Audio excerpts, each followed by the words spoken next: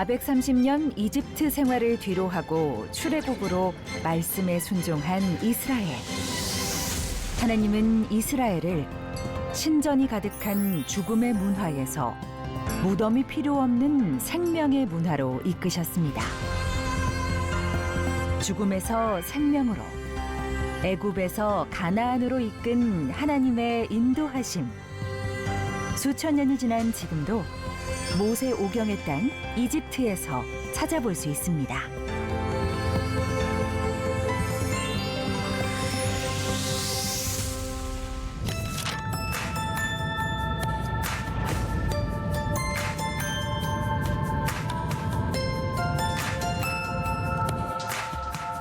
고대 이집트의 천년 수도였던 룩소르. 오늘날에는 이집트 남부 지역의 대표적인 관광지로 고대 이집트를 만나보기 위해 많은 이들이 찾는 곳입니다. 룩소르는 고대 이집트 시대 테베로 불렸던 장소로 중왕국 시대부터 신왕국 제18왕조까지 상이집트의 정치, 종교의 중심지였습니다.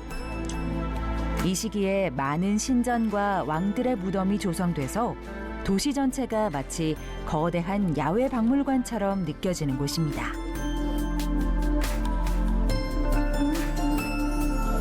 카르낙 신전, 물론 그 전에도 룩소는 인류 역사에 가장 위대한 인간이 만든 신전으로는 더 이상이 없는 가장 오래되면서 이 건축하는 기간이 약 2000년을 계속 이어오는 건축, 그리고 세계의 최대 강국인 그 에집트의 왕들이 자기의 치적을 위해서 지었기 때문에 역시 이 건물의 위용은 전 세계 어느 건물도 따라올 수 없는, 어느 신전도 비교가 되지 않는 그런 신전이라고 할 수 있습니다. 이집트의 파라오 시삭 왕이 이스라엘을 정복한 도시들을 신전 벽화로 그리고 도시 목록을 새겨서 만들어 놓은 카르낙 신전. 왕의 위엄을 드러내고 후대에 자신의 치적을 남기기 위해 만들었습니다. 카르낙 신전과 룩소르 신전은 약 2km 되는 스핑크스 길로 이어져 있습니다. 위대한 건축물로 권력의 힘을 입증했던 당시의 파라오. 룩소르 신전은 아멘호테프 3세가 건설하기 시작해서 여러 왕의 시대를 거쳐 완성됐습니다. 이곳은 오페트 축제 기간 동안 신을 경배하는 장소로 사용됐습니다. 특별히 신전 성소에는 로마 시대의 예배당 자리가 남아 있어서 예수님과 제자들, 그리고 십자가의 흔적을 찾아볼 수 있습니다. 하나님을 알지 못하니까 이 지상에는 모든 나라는 있든지 없든지 다 수많은 우상을 숭배하게 되고, 그래서 에집트 하면 우상의 나라, 나일강도 신이고, 예를 들면 새도 신이고 동물도 신이고, 태양도 빛이 있으니까 태양도, 달도 또 빛이 있으니까 달도 별도 다 신이에요. 그래서 애굽의 왕들은 자기 힘으로는 통치할 수 없으니까 신을 의지할 수밖에 없었고, 신이야 전혀 그렇게 한 것도 없지만은 자기가 신이 내게 이 나라를 맡겼다, 그럼 나도 신이다. 그래서 신도 신이고 애굽의 바로도 신이에요. 그래서 이 왕은 자기에게 힘을 준 이 신을 거대하게 안 지을 수가 없는 거예요. 그래서 이 카르낙 신전은 에집트에 2000년 동안 끊임없는 이 왕들이 자기 치적을 계속, 그래서 이 건물이 뛰어나더라. 100년, 200년, 300년 지은 건물이 아니고 2000년을 계속 지은 건물이다 보니 세계에 이걸 따를 자가 없는 거예요. 그리고 지금 우리가 보면 이 애굽이 얼마나 2000년의 업적이 얼마나 헛되냐 하는 거예요. 그래서 성경이 말한 대로 이 우상을 숭배하는 왕도 망하고 그 나라도 망하고 후손도 망하고 오늘 우리가 믿는 하나님은 그래서 보이게 이런 집을 지어서 건물 앞에 굴복하게 해서는 안 되는 거예요. 우리 건물 보고 나와도 안 되고 그리고 건물이라고 하는 거는 이 돌로 만든 건물만 아니라 권력 앞에도 사람은 절대로 우리는 굴복하면 안 되는 거예요. 어떤 권력도 그거는 이것도 돌이듯이 어떤 권력도 사람이에요. 아무것도 아닌 사람이에요. 그래서 우리는 어떤 치적을 자랑하면 안 되는 거예요. 예수님 십자가 돌아가신 것을 자랑하고 내가 구원받은 것을 자랑하고 하나님 우리 아버지이신 것을 감사하고 자랑하고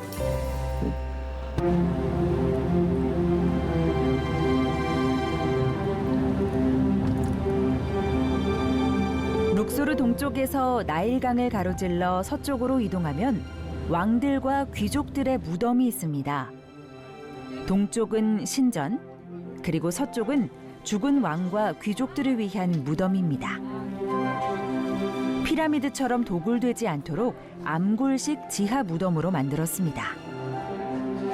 파라오뿐 아니라 왕실 가족과 귀족들의 무덤, 그리고 투탕카멘, 람세스 3세 등의 유명 왕릉이 바로 여기서 발견됐습니다. 귀족들의 무덤은 왕릉만큼 거대하진 않지만 무덤 주인의 삶과 신화, 내세의 여정을 상징하는 화려한 벽화와 상형 문자 장식으로 사후 세계가 묘사돼 있습니다. 특별히 붉고 푸른 화려한 색상은 영원을 상징합니다. 죽은 자들을 위해 세운 핫셉수트 장제전. 이집트 최고의 건축물로 평가되는 이곳은 여성 파라오 핫셉수트가 자신의 권위를 공고히 하고 신성한 통치를 강조하기 위해 세운 다목적 신전입니다.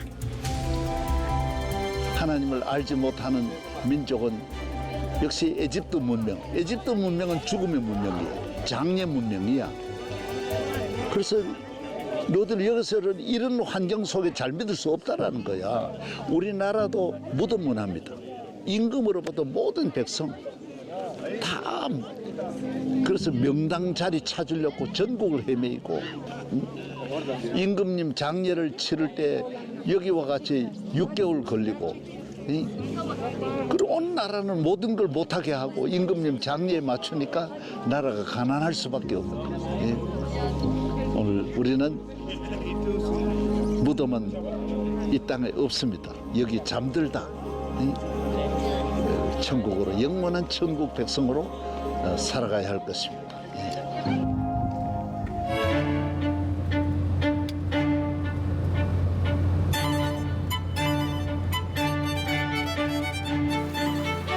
이집트는 나일강 범람을 막기 위해 아스완 하이댐을 만들었습니다. 아스완 하이댐은 홍수 조절과 관계, 그리고 전기 생산의 목적으로 건설해서 1970년에 완공됐습니다. 댐을 건설하면서 생긴 거대한 호수 때문에 인근 유적지들은 수몰 위기에 처했고 결국 유적지 전체를 옮기는 세계적인 프로젝트가 진행되기도 했습니다. 풍부한 발전량으로 이집트 전체 전력 공급의 절반 이상을 담당하는 아스완댐의 건설로 이집트는 나일강 홍수를 막아 이집트 경제와 농업 확대에 긍정적인 영향을 줬습니다. 기독교는 교회는 댐입니다. 그래서 성경에 에스겔서 47장에 나오는 댐. 이 댐이 모든 나라와 백성을 부유하게 하고 살리고 이 물이 흘러가는 교회 문지방에서 흘러가는 이 물이 가면 갈수록 이렇게 큰 댐을 만들어내고 수많은 댐 이거 다 교회입니다. 댐은 교회입니다. 그 지역을 그 나라를 풍성하게 하고 있는 영적 댐은 교회인 것입니다. 말씀이 강을 따라 흐르고 성령의 은혜가 강을 따라 흐르고 성령으로 연결되는 이 영적인 하나님의 은혜는 무한한 에너지를 만드는 발전량과 같은 것이 물 걸로 흘러가면 아무것도 아니죠. 그러나 낙차에 의해서 그 압력으로 발전할 때 놀라운 전기를 생산하는 것처럼 교회라고 하는 이 말씀의 낙차, 떨어지는 낙차, 위로부터 내리시는 저 하늘로부터 내리는 성령의 그 말씀이 교회에 어마어마한 발전량을 일으켜서 영혼이 살고, 영혼만 아니죠, 국가가 다 살고 바다도 살고 사막도 회복이 된다라고 말했습니다. 교회가 있는 곳에는 사막이 없습니다. 교회가 있으면 모든 물고기까지 자연까지, 사람과 자연이 다 같이 사는 것이 교회라는 것입니다. 아스완 근처 나일강에 위치한 필레 신전. 이시스 여신을 숭배하는 필레 신전은 나일강의 진주라고 불릴 만큼 아름다운 건축물입니다. 역사적으로는 기원 후 6세기까지 고대 이집트 종교의 마지막 중심지 기능을 했고, 기독교가 전파된 후 폐쇄됐습니다. 필레 신전도 아스완 하이댐 건설로 매몰의 위기에 처해지자 유네스코 주도로 신전을 분해해서 이전하고 복원했습니다. 아직도 물에 잠겼던 흔적이 신전 곳곳에 남아 있습니다. 바로 기독교인들의 신앙심이 담겨 있는 필레 신전의 kop틱 십자가입니다. 그리고 애굽은 기독교 국이었어요. 그리고 성경에 나오는 이 도마는 인도, 마가는 에집트. 에집트에 와서 순교한 거죠. 아스완 근처 또 하나 눈여겨봐야 할 것이 세헬섬 화강암에 상형 문자로 새겨 있는 비석입니다.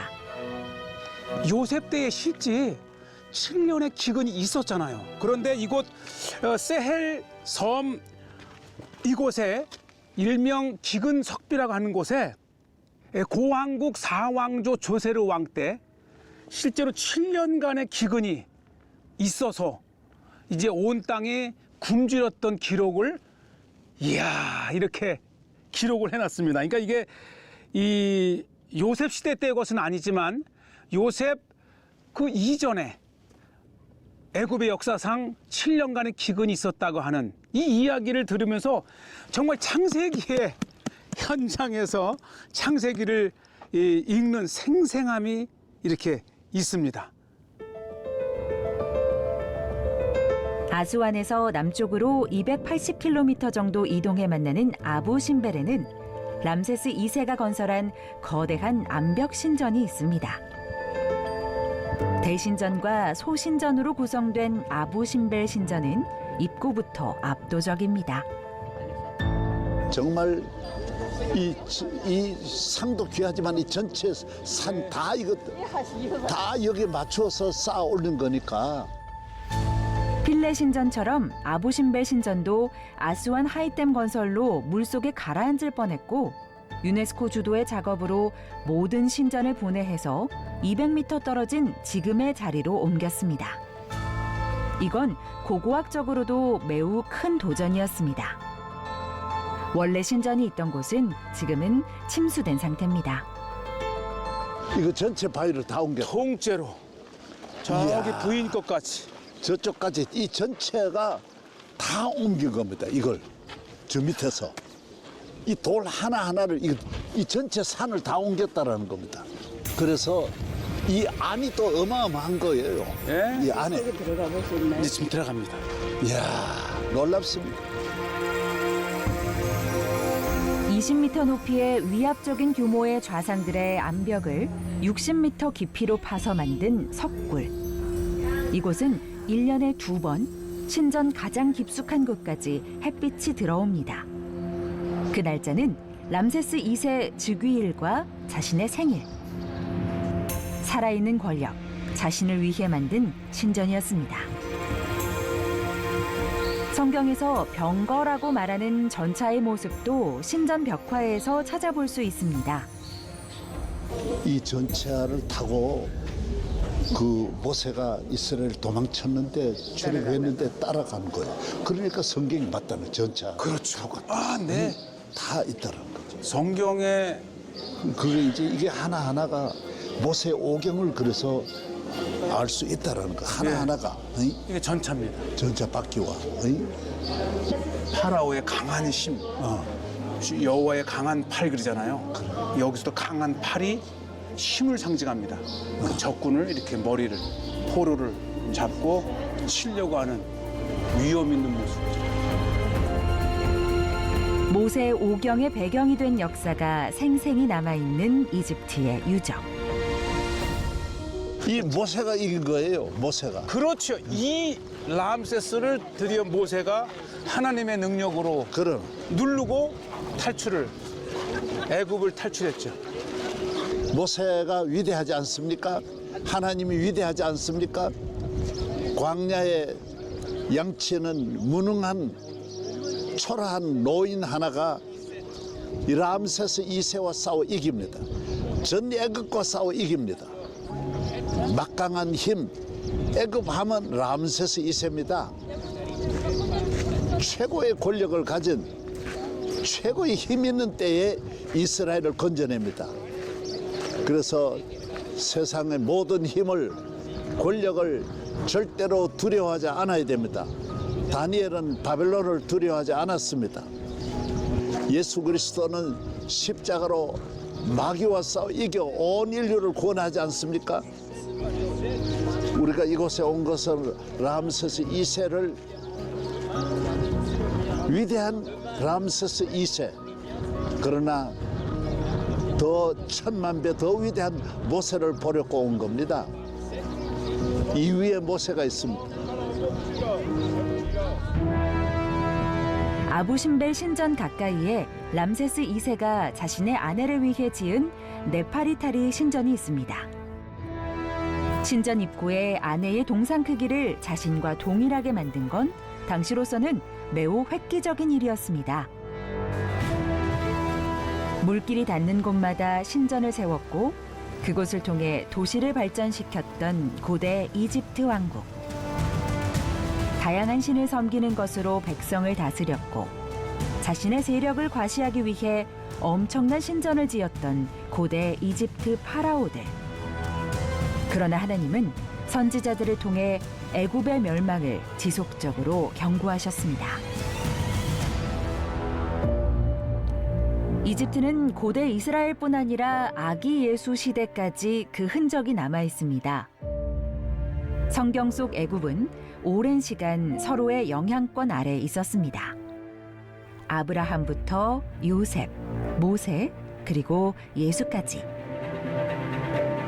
이곳은 헤롯을 피해 아기 예수가 머물렀던 장소. 좁은 계단을 내려가야만 볼 수 있는 지하 동굴입니다.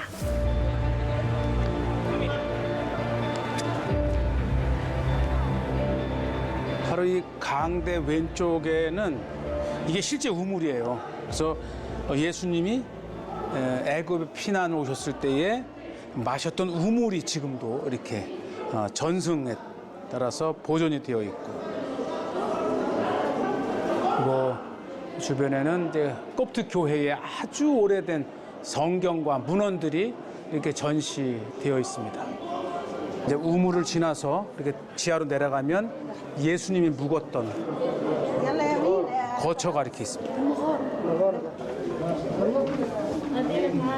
자, 이렇게 예수님이 기거했다고 하는 거처가 또 작은 교회로 이렇게 꾸며져 있습니다.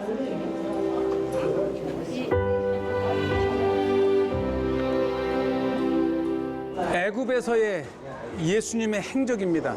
우리 성경에는 그냥 애굽으로 갇혔다가 때가 돼서 오신 걸로 되어 있지만 이 애굽에 있는 kop트 교회는 더 상세하고 엄청난 예수님의 행적을 이곳에 가지고 있어요. 우선은 이스라엘 베들레헴에서 피난을 오시면 이게 이제 고센 지역이잖아요. 고센 지역에서도 예수님의 행적이 이렇게 크게 나타나 있고, 이제 카이로로 들어와서 보면 이게 굉장히 큰 반경으로 예수님이 이렇게 이동을 하셨다고 하는 겁니다.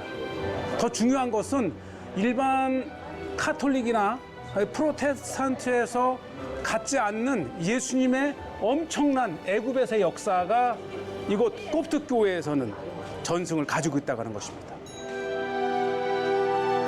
고대 이집트부터 예수의 시대까지 복음의 씨앗이 뿌려졌던 이집트. 그 열매는 알렉산드리아에서 피어났습니다.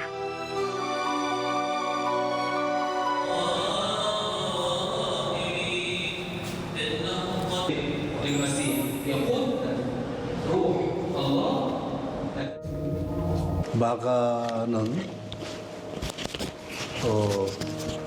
사도행전에 등장하는 최초의 제자입니다.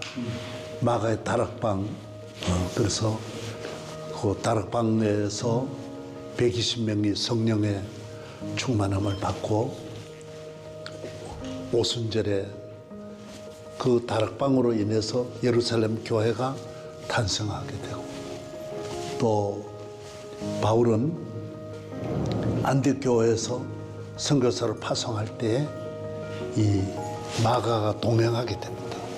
예. 바나바, 마가, 예. 같이 동행하면서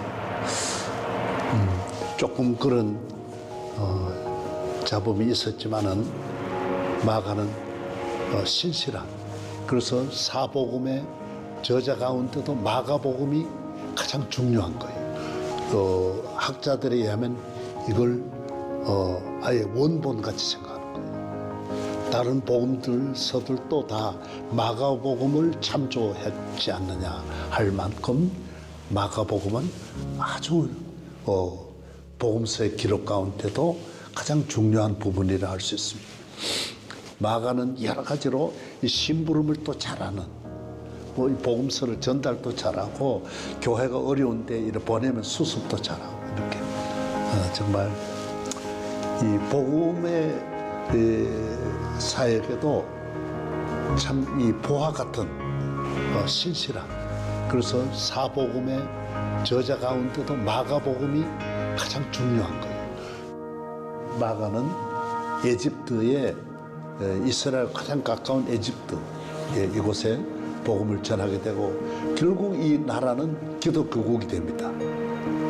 그 정도로 한 300년 정도 이상 이 나라는 정말 기독교국으로서, 그리고 아직도 이렇게 콥티 교회가 내가 보면 카이로에서 봤을 때는 콥티 교회가 뭐 아이고 이거 좀 너무 어렵지 않느냐 했는데, 룩소르에 가도 큰 교회들이 있고 길가에도 카이로에서 오면서도 알렉산드로 오는 길에도 얼마나 큰 교회들이 많은 걸 보면서 역시 아직도 이 콥티 교회가 건재하고 있구나 하는 걸 느꼈습니다. 그리고 이거 이제 아프리카 여기 출발이니까 여기서부터 아프리카 복음화에도 크게 기여했고, 또 특별히 에티오피아에 지금 아프리카 하면 에티오피아 정교회가 대단한 파워를 가지고 있는데 전 국민의 한 50%가 정교회예요.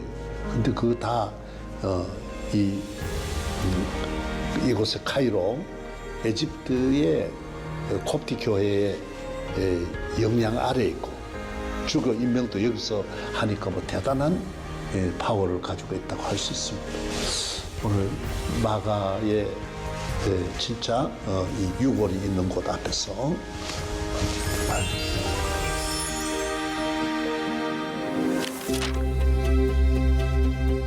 영원을 갈망하며 욕망으로 세운 인간의 역사, 그리고 그 덧없음의 흔적들. 천년을 넘어 영원한 권력을 꿈꿨던 파라오들의 돌무덤은 관광객들의 구경거리가 됐지만, 빈 무덤으로 말씀을 이루신 하나님은 시간을 넘어 영원히 지금도 우리와 함께 하십니다. 수천 년 전 고대 이집트 역사를 통해 보여주신 언약의 성취. 죽음에서 생명으로 이르게 하신 그 기나긴 역사 속에서 우리는 더 또렷하게 하나님의 음성을 듣습니다.